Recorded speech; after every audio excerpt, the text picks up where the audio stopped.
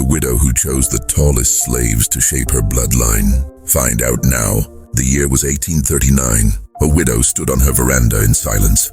Her eyes traced the rows of bound souls below. She had 11 daughters and one terrible ambition. No suitor was worthy of her bloodline, she believed. No neighboring lord matched her ruthless standards of purity. So she looked elsewhere, not to kings or merchants or noble sons, but to the fields, to the men who had no names, only numbers. She selected the tallest among them, a man who had never been seen as human, a man whose only worth was his body, and she gave an order no mother should speak. Her eldest daughter wept that night. The slaves did not understand what was coming, but the widow smiled, because to her this was not cruelty, this was creation, this was legacy, and in her mind legacy was worth any sin. What followed was not love, it was not choice, it was dominance wrapped in silk and justified by blood, and it would echo for generations. Before we continue, don't forget to like, subscribe, and let us know your location. The widow's obsession. The estate sat deep in the Carolina lowlands. Moss hung from the trees like funeral shrouds. The air was thick with humidity and rot. Madame Hélène Laveau was her name. She had been widowed 3 years prior. Her husband died suddenly, choking on his own bile. Some said it was sickness, others whispered poison. Hélène never mourned him publicly. She wore black, but her eyes were dry. She had 11 daughters, all unmarried. The eldest was 21. The youngest was barely 12. Hélène did not trust the men around her. She saw them as weak, corrupt, and diluted. She believed her bloodline was sacred. French and Spanish nobility ran through her veins, or so she told herself. In truth, her grandfather was a merchant. Her father bought his title with sugar money. But Hélène crafted a myth around her heritage. She wanted her daughters to carry something pure. She wanted sons-in-law who were physically flawless, men tall, strong, silent, and obedient. She did not want their thoughts. She did not want their voices. Only their bodies, only their seed. And so she began to watch the fields. She owned 43 enslaved men and women. They worked her land from dawn to dusk. They planted indigo, rice, and tobacco. Their hands bled into the soil, their backs bent under the overseer's lash. Hélène walked among them sometimes, not to offer mercy, but to inspect. She studied them like livestock. She measured them with her eyes. Height, build, posture. She said nothing, but her presence unsettled them. They did not know what she wanted, but they felt her gaze like a brand. One man stood taller than the rest. His name, according to the ledger, was Jacob. But no one called him that. He was called Big Jacob, or just the tall one. He was nearly 6.5 feet. His shoulders were broad as an ox yoke. His skin was scarred from years of labor. He rarely spoke. His eyes were always lowered. Hélène noticed him during the cotton harvest. He moved slower than the others, not from laziness, but from exhaustion that had calcified into despair. She stopped in front of him one afternoon. "Look at me," she commanded. Jacob hesitated. Slaves were not supposed to meet her eyes, but she repeated herself sharper this time. He lifted his gaze. His eyes were dark, hollow, and distant. Hélène smiled. "You will do," she said softly. Jacob did not understand, but he felt dread settle in his chest. That night, Hélène summoned her eldest daughter, Marie-Claire. Marie-Claire was delicate, pale, and deeply religious. She spent her mornings reading scripture. She believed in salvation and grace. Hélène did not. "You will be married soon," Hélène told her. Marie-Claire's heart lifted for a moment. "To whom, mother?" she asked. Hélène did not answer directly. "To someone I have chosen carefully," she said. "Someone strong, someone who will give you strong sons." Marie-Claire felt uneasy but nodded. She trusted her mother foolishly. The next morning, Hélène summoned the overseer. His name was Mr. Graves. He was a thin, cruel man with yellow teeth. He had worked for Hélène's husband for years. Now he worked for her. "Bring the tall one to the house," she said. Graves raised an eyebrow. "Jacob?" he asked. Hélène nodded. "Clean him, feed him, dress him in something decent." Graves was confused but obeyed. Jacob was dragged from the quarters that evening. He did not resist. Resistance was death. He was scrubbed with lye soap until his skin burned. He was given a wool shirt and trousers. His hair was cut short. He was fed cornbread and salted pork, more than he had eaten in months. He sat in the kitchen silent and trembling. He did not know what was happening, but he knew it was not kindness. The house slaves whispered around him. They had heard rumors. They had seen Hélène's eyes on him. One older woman named Essie touched his shoulder. "God be with you, child," she said quietly. Jacob did not respond. He had stopped praying years ago. That night, Hélène entered the small room where he sat. She looked at him like a sculptor admiring raw marble. "You belong to me," she said. Jacob said nothing. "You will do as I say," she continued. "You will speak to no one about this. You will obey without question." Jacob's jaw tightened, but he nodded. What else could he do? Hélène smiled again. "Good," she said. "Tomorrow you will meet my daughter." And with that, she left him alone. Jacob sat in the darkness. His hands shook. His mind raced with terrible understanding. He was not being freed. He was not being rewarded. He was being used. And there was no escape. Outside, the wind moved through the trees. The moss swayed like ghosts. And somewhere in the house, Marie-Claire prayed. She prayed for a kind husband, for a gentle life, for children who would know love. She did not yet know that her mother had already decided that love had nothing to do with it, that she was about to become part of something monstrous, and that her prayers would go unanswered. 2. The daughter's horror. Morning came with no mercy. Marie-Claire woke to the sound of her mother's voice. "Come downstairs," Hélène called from the hall. "There is someone you must meet." Marie-Claire dressed quickly. She wore a pale blue gown.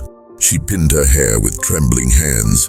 She still believed this was a marriage arrangement, perhaps a widower from a neighboring estate, or a merchant's son from Charleston. She descended the stairs with cautious hope.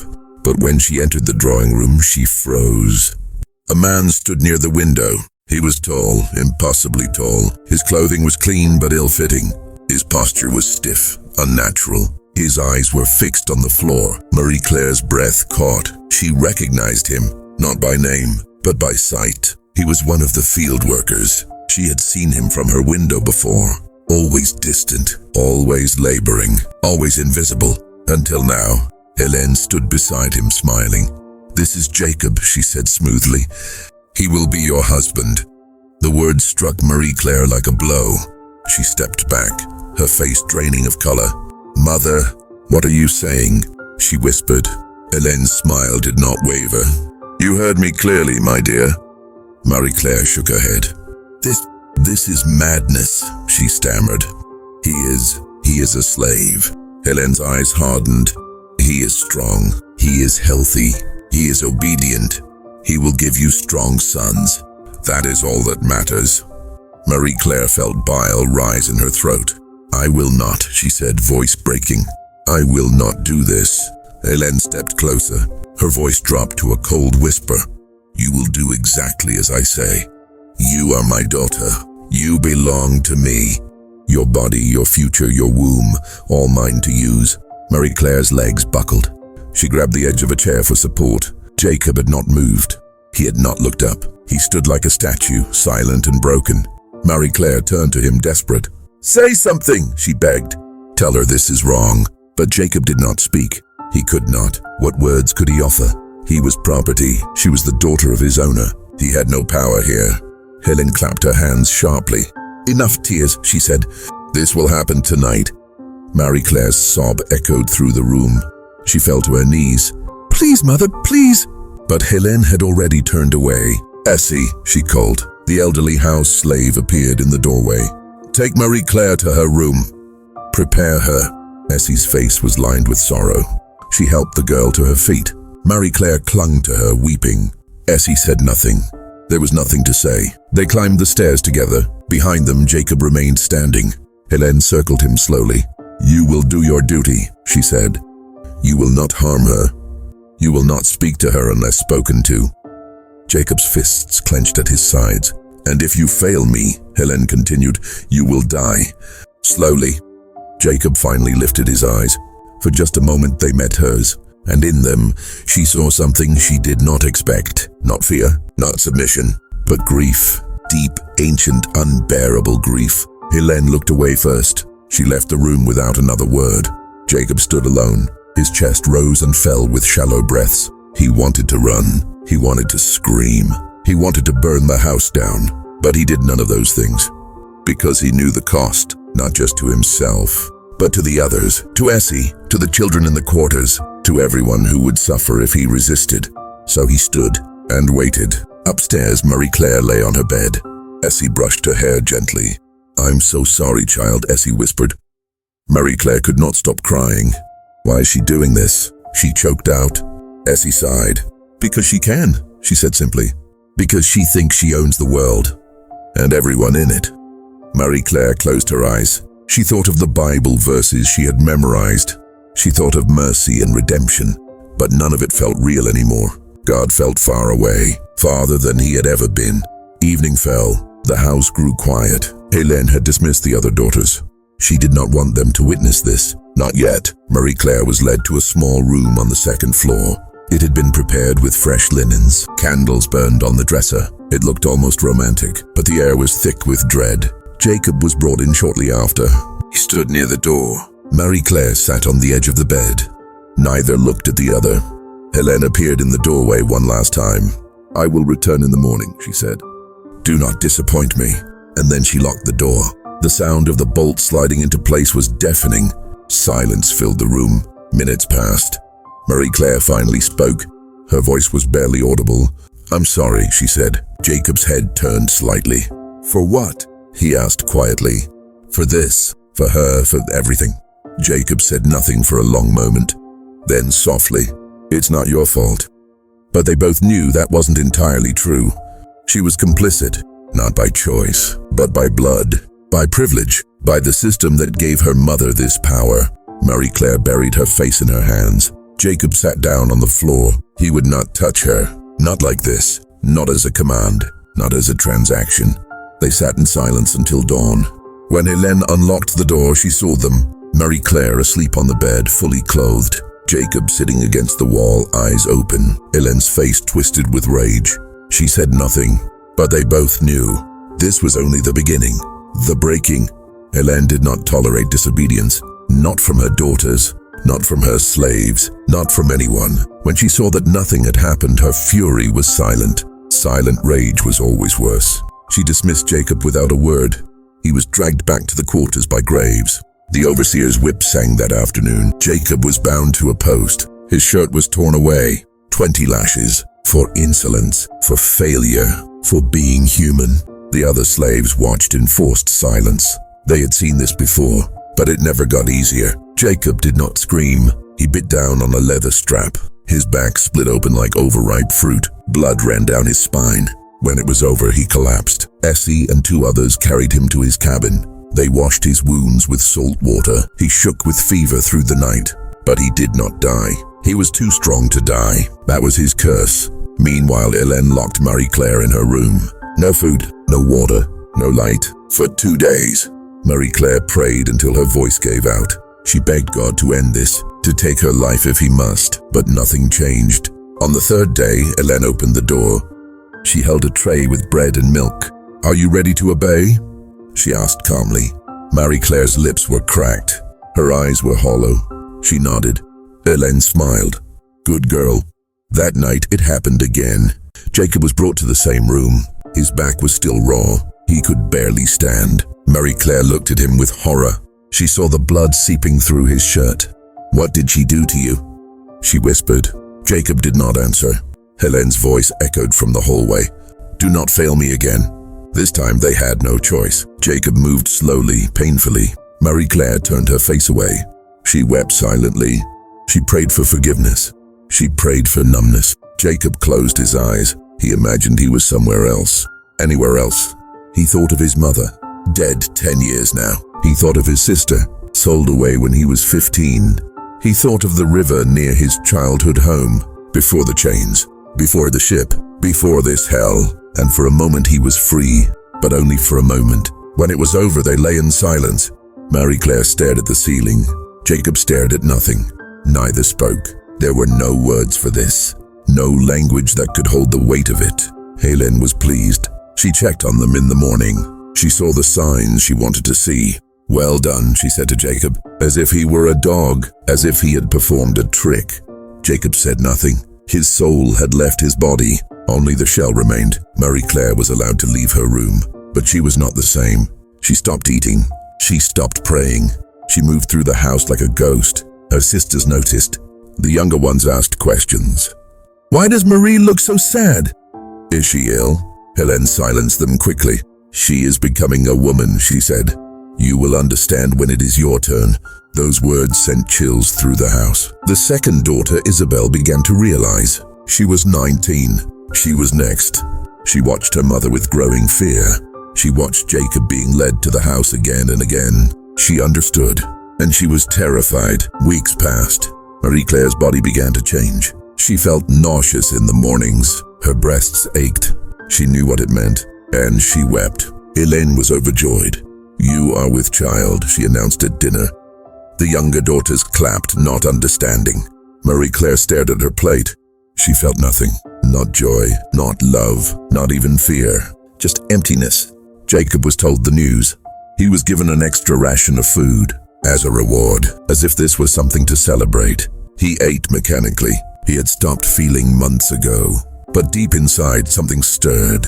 Shame. He was going to be a father, but not by choice, not by love. His child would be born into this nightmare, and there was nothing he could do. That night he sat alone in his cabin. He held a piece of broken glass. He pressed it to his wrist, just to feel something, just to remember he was still alive. But he did not cut, because even now, even broken, he feared death less than he feared what would happen to the others. If he died, Hélène would choose someone else, and the cycle would continue. So he lived, because living was the only rebellion left. Marie-Claire gave birth in the spring. It was a boy, healthy, strong, silent. Hélène named him Alexandre. She held him like a trophy. Marie-Claire could not look at him. She loved him, and she hated him, both at once, because he was hers, and he was not. He was her son, and her shame. He was her love, and her curse. Hélène wasted no time. Isabelle was next, then Celeste, then Marguerite. One by one, each daughter was given to Jacob. Each daughter wept, each daughter broke, and Jacob, silent and obedient, became a father again, and again, and again, until he had lost count, until he had lost himself. The daughters' descent. The house became a prison of silence. The daughters no longer spoke to each other. They moved like shadows through the halls. Some of them had children now, babies born of violence disguised as duty. The younger daughters watched in horror. They knew their turn was coming. Hélène kept meticulous records. She noted dates, cycles, births. She treated her daughters like broodmares and Jacob like a stud. Marie-Claire's son, Alexandre, grew quickly. He had his mother's eyes and his father's height, but he would never know his father. Jacob was forbidden from speaking to the children. He saw them from a distance. They played in the garden. They laughed. They did not know, and that was the cruelest part. Marie-Claire tried to love her son, but every time she looked at him, she remembered the locked room, the candles, the sound of the bolt. She fed him. She clothed him, but she could not hold him without trembling. Isabelle had twins, both girls. She named them after saints, as if sanctity could cleanse the sin, but it could not. Celeste's child was stillborn. She wept for days. Hélène showed no sympathy. "You will try again," she said coldly. And she did. Marguerite refused to eat during her pregnancy. She grew thin and frail. Her child was born small and sickly. It died within a week. Hélène was furious. She blamed Marguerite. She locked her in the attic for a month. When she was released, Marguerite's mind was gone. She spoke to herself. She laughed at nothing. She had broken completely. The younger daughters grew up in this madness. They learned to fear their mother. They learned to pity their sisters. They learned that womanhood was suffering, and there was no escape. One of the younger girls, Geneviève, was only 14. She prayed every night that she would die before her turn came.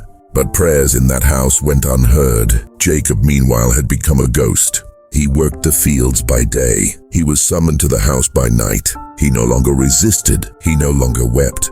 He simply obeyed. His mind had fractured. He spoke to people who were not there. He heard voices in the wind. The other slaves avoided him, not out of cruelty, but out of fear. They saw what he had become, and they did not want to follow. Essie tried to comfort him once. She brought him soup. She sat with him in his cabin. "You still human, Jacob?" she said softly. Don't forget that. But Jacob shook his head. No, he said. I'm not. Essie's heart broke. She left him alone because she knew he was right. Humanity had been beaten out of him, piece by piece, lash by lash, night by night, until nothing remained but obedience. The children born of this horror grew up strange. They were loved by no one, not even their mothers. They were trophies to Helene, proof of her vision, her twisted legacy. She treated them well, fed them better than the slave children, dressed them in fine clothes. But they felt the coldness, they felt the absence, they felt the wrongness. And some of them, as they grew, began to ask questions. Why don't we have fathers? Why does mother look at us with such sadness? Why does that tall man in the field stare at us? Helene silenced these questions quickly, with lies, with threats, with locked doors. But the questions did not disappear. They festered, like wounds beneath bandages. Years passed. Helene's hair turned gray. Her hands grew thin, but her will remained iron. She had 11 daughters, and she intended to see all of them bear children. By the time the youngest daughter, Amélie, turned 16, the house was full of sorrow. Marie-Claire had 3 children now. She rarely left her room. Isabelle had lost her mind. She sang lullabies to dolls. Marguerite had hanged herself in the attic. No one spoke of it. Helene ordered the body buried quietly, and life continued. Amélie knew what was coming. She had watched her sisters break. She had seen Jacob's empty eyes. She had heard the whispers, and she made a decision. She would not go quietly. The youngest daughter's rebellion. Amélie was different from her sisters. She was the youngest but not the weakest. She had spent her childhood watching horror unfold. She had seen her sisters weep. She had seen them break. She had seen their spirits die. And she had learned, not obedience, but rage. When Helene told her it was time, Amélie did not cry. She did not beg. She simply looked her mother in the eye. No, she said. Helene blinked, stunned. What did you say? I said no. Helene's face darkened. You do not have a choice. Yes, I do. Amélie stepped back. I will not be bred like cattle. I will not give you another broken child. I will not become like them. She pointed to her sisters, Marie-Claire, hollow-eyed and distant, Isabelle singing to invisible children, Celeste, who flinched at every sound. You did this to them, Amélie said. Her voice shook, but it did not break. You destroyed them, and you call it legacy. Helene slapped her, hard. The sound echoed through the hall, but Amélie did not fall. She stood. Blood trickled from her lip. I will die before I let you do this to me. Helene's hand trembled. For the first time, she felt something unexpected. Fear, not of Amélie, but of herself, of what she had done, of what she had become. But she pushed it down. Lock her in the cellar, she ordered Graves. Amélie was dragged away. She did not scream. She did not fight. She simply stared at her mother, and Helene could not hold her gaze. Days passed. Amélie was given no food, only water. Helene waited for her to break, but she did not. On the 5th day, Helene descended into the cellar. Amélie sat in the dark, calm and still. Are you ready to obey? Helene asked. Amélie smiled. I will never obey you. Helene felt a chill. Then you will die here. So be it. Helene turned to leave, but Amélie's voice stopped her. You know what you are, don't you? Helene froze. You are not a mother. You are not a creator. You are a monster. And one day you will die alone, haunted by every child you destroyed. Helene slammed the door, but the words followed her, up the stairs, through the halls, into her bed. She could not sleep. For the first time in years, she felt doubt. Meanwhile, Jacob had heard the news. Amélie was refusing. He did not know her well, but he felt something stir. Hope. Faint, fragile, almost extinguished. But there, one night, he crept to the cellar. The house was asleep. He slipped the bolt. Amélie looked up. She did not know him, but she saw the scars on his hands, the exhaustion in his eyes. She understood. You're the one, she whispered. Jacob nodded. I'm sorry, he said. His voice cracked. For what they made you do. Amélie shook her head. It wasn't your fault. Those words broke him. He had not heard them in years. He sank to his knees, and for the first time since the nightmare began, he wept. Amelie reached out. She touched his shoulder. "We can end this," she said. Jacob looked up. "How?" "I don't know yet, but we can try." For a moment they sat together, two broken people, in a house built on suffering, and they made a silent pact to survive, to resist, to refuse to let the horror win. Jacob left before dawn. He locked the door again, but something had changed. He had remembered what it felt like to be human, and that memory, small as it was, gave him strength. The collapse, Helene's control began to slip. Amelie's words haunted her. She saw her daughters differently now, not as vessels, not as tools, but as victims, and she was the architect of their pain. She tried to push it away. She threw herself into managing the estate. She inspected the fields. She reviewed the ledgers. She gave orders with the same cold authority, but at night she could not escape. She dreamed of her daughters, Marguerite's lifeless body swinging in the attic, Isabel singing to shadows, Marie-Claire's empty eyes, Amélie's voice, "You are a monster." She woke gasping, her chest tight, her hands shaking. She began to drink, brandy at first, then whiskey, anything to silence the thoughts. But they only grew louder. The house began to decay. Shutters hung crooked. Paint peeled from the walls. The garden grew wild. Helene stopped hosting guests. She stopped attending church. She became a recluse. Her daughters noticed, but they did not care. They had stopped caring long ago. Jacob, meanwhile, continued his work. But he was different now. He spoke to the other slaves, quietly, carefully. He reminded them they were human, that they had worth, that they were not alone. It was a small rebellion, but it mattered. Essie noticed the change. She smiled at him one morning. "You came back," she said. Jacob nodded. "Almost didn't," he admitted. "But I'm still here." Essie squeezed his hand. "Good." One night, Helene summoned Jacob to the house. He braced himself, but when he entered, she was not her usual self. She sat in a chair, hunched and frail. A glass of whiskey trembled in her hand. "Sit," she said. Jacob hesitated. "Sit," she repeated. He sat. They did not speak for a long time. Finally, Helen broke the silence. "Do you hate me?" she asked. Jacob did not answer immediately. Then quietly, "Yes." Helen nodded. "You should." She took a shaky breath. "I thought I was building something. A legacy, a bloodline. But I built a nightmare." Jacob said nothing. "I see them," Helen continued. "My daughters. Every day, I see what I did to them. And I can't undo it." Tears ran down her face. Jacob felt no pity, only emptiness. "Why are you telling me this?" he asked. Helen looked at him. "Because you're the only one who knows. The only one who saw it all. And I need someone to remember. When I'm gone." Jacob stood. "I'll remember," he said, "but not for you. For them." He left without another word. Hélène sat alone, the weight of her sins crushing her. She finished the bottle, and another, until the world went dark. The reckoning. Hélène's health failed rapidly. Her liver gave out.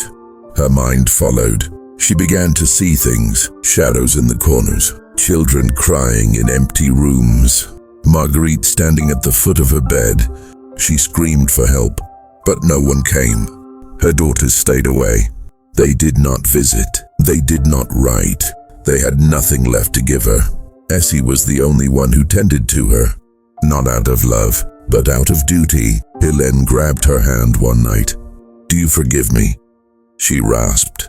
Essie looked down at her. "No." Hélène wept. "I'm sorry," she whispered. "I'm so sorry." But sorry could not undo the past. Sorry could not bring back Marguerite. Sorry could not heal Marie-Claire. Sorry was just a word, and words meant nothing here. Hélène died alone, in the same house where she had ruled, in the same bed where she had plotted. Her daughters did not mourn. The slaves did not mourn. She was buried quietly, without ceremony, without tears. Jacob stood at a distance during the burial. He did not feel relief. He did not feel joy. He felt nothing. The house was sold. The estate divided. The slaves were scattered. Some freed. Some sold again. Jacob disappeared. No one knew where he went. Some said he walked north. Some said he drowned himself in the river. Others said he simply faded away, like a ghost. And maybe he did. Maybe there was nothing left of him to save. The daughters went their separate ways. Marie-Claire entered a convent. She lived out her days in silence. Isabel was placed in an asylum. She died there, still singing lullabies. Amélie moved west. She never married. She never had children. She lived alone, and she was free. The children born of Hélène's vision grew up scattered. Some never knew the truth. Others learned it late, and they carried the shame. Not theirs, but inherited. Like a curse passed down. Years later, one of them returned to the estate. A young man named Alexandre, Marie-Claire's firstborn. He stood before the ruins of the house. It had burned down years ago. No one knew how. Some said lightning, others said arson. Alexandre walked through the ashes. He found a piece of iron, a shackle, rusted and broken. He held it in his hands, and he wept for his mother, for his father, for all the ghosts he would never meet, and for the legacy he could never escape. This is a story without heroes, only victims and villains, and sometimes the line between them is thin. Hélène Laveau believed she was creating something great, a bloodline of strength and purity. But all she created was suffering. Her daughters were not mothers. They were prisoners. Her grandchildren were not legacy. They were scars. And Jacob, he was not a father. He was a tool, used until he broke. In the years after Hélène's death, her name faded. The estate crumbled. The records were lost. But the pain did not disappear. It lived on, in the nightmares of her daughters, in the silence of her grandchildren, in the unmarked graves of those who had no voice. Some of Hélène's daughters never recovered.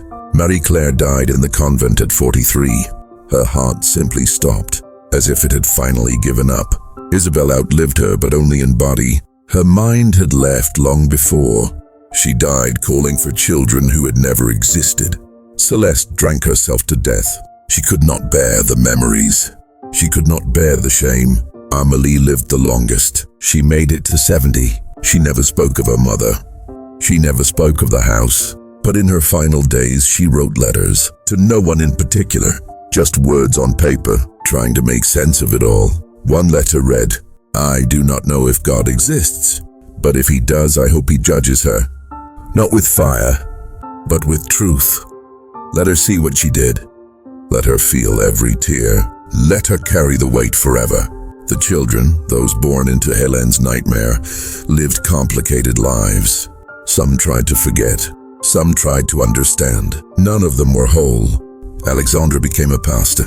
He preached forgiveness and grace, but he could never forgive his grandmother. He tried. He prayed for it, but the anger remained.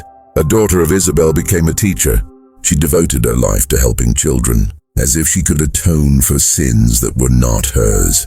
But the guilt followed her, and she wondered always if she carried the same cruelty. In her blood, in her bones, in her soul. Another descendant became a doctor. He studied the mind. He tried to understand trauma, to heal what his family had broken. But some wounds are too deep. Some scars cannot be undone. And Jacob, his fate remains unknown. Some say he lived, some say he died. The truth is, it doesn't matter, because the man he was before died long ago, in a locked room, on a bloodstained plantation, under the rule of a woman who saw people as livestock.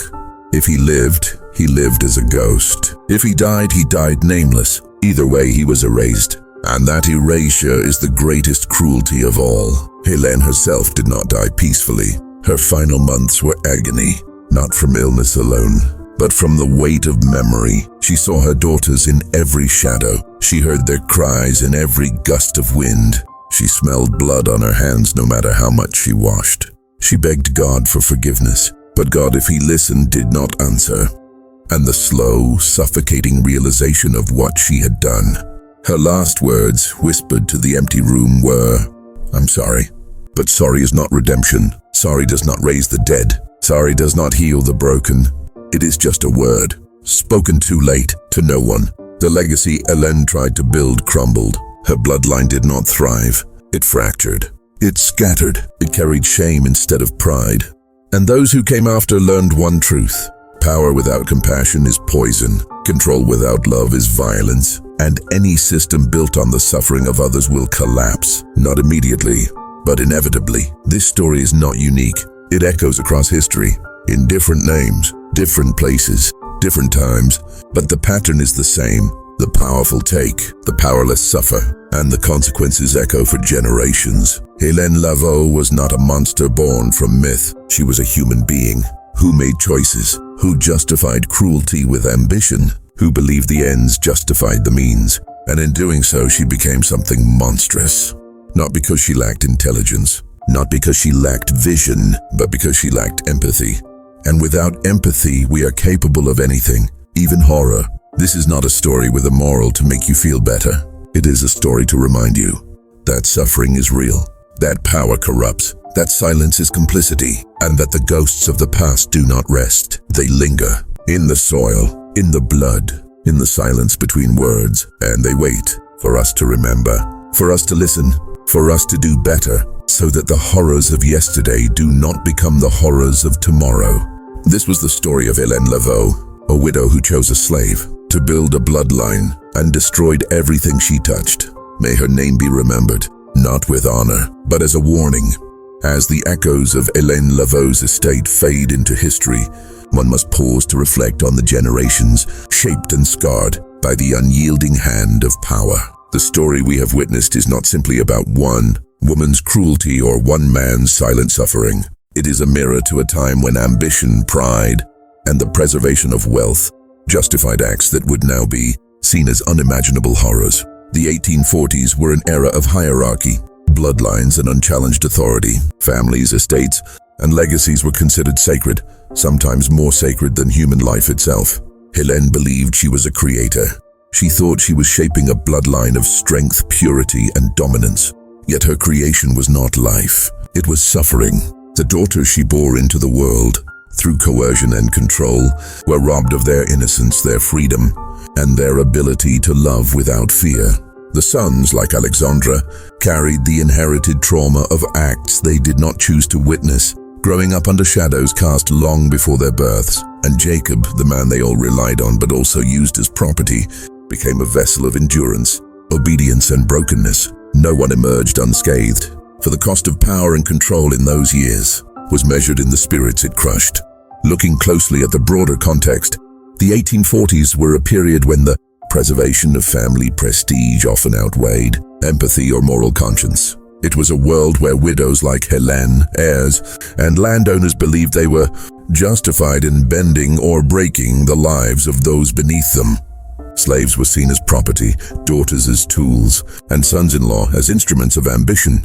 The morality of the day was rigid and selective. Bloodlines were sacred, obedience was mandatory, and love or compassion was optional. A household's prosperity and reputation often depended not on justice, kindness, or human decency, but on the careful orchestration of fear, coercion, and manipulation. This story, though horrifying, reflects the painful realities of that era. Children were frequently viewed not as beings to nurture, but as extensions of power. Young women were trained to comply, to serve, to marry into alliances that strengthened estates. Men, particularly those with no social or economic power, were tools to be directed, disciplined, or exploited. The estate, the family, and the illusion of perfection were often more important than humanity itself. The values that governed society demanded compliance, and the consequences of disobedience were brutal. Physical punishment, psychological torment, and social isolation were employed to ensure that each individual understood their place within the rigid hierarchy. Yet within this darkness, the story of resistance emerges. Amélie's refusal, Jacob's silent defiance, and the moments of compassion from Essie illustrate that even in the harshest systems, the human spirit struggles to remain intact. These acts, however small or seemingly insignificant, shine light on an essential truth. Even in environments engineered for control and cruelty, morality, empathy, and the desire for justice persist. They do not erase the suffering inflicted, But they remind us that cruelty is a choice, and so is resistance. The legacy of such oppression as this story demonstrates is not easily contained. Trauma passed down through generations manifests not only in grief but in patterns of behavior, in fear, in unspoken rules that continue long after the original perpetrators have faded from memory.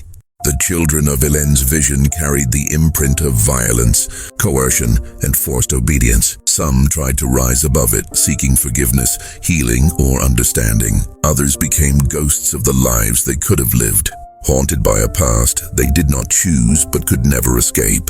And those who came much later, like Alexandra returning to the ruins of the estate, encountered the tangible remnants of oppression. Rusted shackles, charred foundations, and the invisible scars of memory. History itself is a silent witness to countless Helenes, countless households where power, ambition, and pride dictated morality. Their names may not survive, but their patterns echo through time. Estates rose and fell. Empires were built on the backs of the weak, and families were sustained by fear and obedience. The lesson is neither comforting nor simple. Unchecked authority, when combined with social and economic privilege, creates cycles of suffering that span generations. And the only way to break these cycles is through awareness, accountability, and compassion. As modern observers, we may judge Helene Laveau for her actions, yet understanding the societal pressures, cultural norms, and economic structures of the 1840s helps us see why such atrocities were possible. They were not inevitable, but they were socially sanctioned. Wealth, status, and the illusion of moral superiority provided cover for acts that today are unthinkable. Recognizing this allows us to confront contemporary power structures with more insight, to ask ourselves how much of our morality is shaped by ambition, tradition, or fear, and how much by empathy and justice. The moral is clear and unyielding. Power without compassion is a tool of destruction. Obedience without choice is tyranny. Privilege without reflection is cruelty. When society prioritizes reputation, legacy, or wealth above humanity, individuals, especially children, pay the ultimate price. And even when generations later the oppressors are gone, the echoes of their decisions linger, like ghosts, in the hearts and minds of those left behind. We must remember this, not merely as historical fact, but as a warning and a guide. Helene Laveau's estate, her daughters, her slaves, and the generations that followed serve as a testament to the human capacity for both cruelty and endurance. The story asks us to witness suffering, to acknowledge the choices of those who wield power, and to reflect on how history shapes the moral landscape of our present. There are no heroes here, only survivors, witnesses, and victims.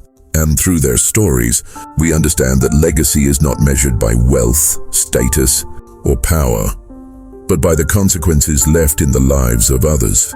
Let us then leave this story with one final thought. History's horrors are lessons. The abuses of the past are not distant myths. They are the roots of patterns that continue to shape our world. And in every choice we make, how we exercise authority, how we treat the vulnerable, how we respond to injustice, we either perpetuate the cycle or challenge it. Compassion, awareness, and courage are the antidotes. Without them, even the most noble of legacies can become a haunting nightmare. The tale of Helene Laveau reminds us that ambition untempered by empathy destroys more than it creates. Power without responsibility and legacy without humanity is ultimately hollow. Those who rise above cruelty, who resist injustice, and who honor the lives of the vulnerable leave a true legacy, a legacy measured not by dominance, but by integrity, compassion, and the courage to stand against oppression. And perhaps if we remember, we can ensure that the horrors of the past do not define the horrors of the future.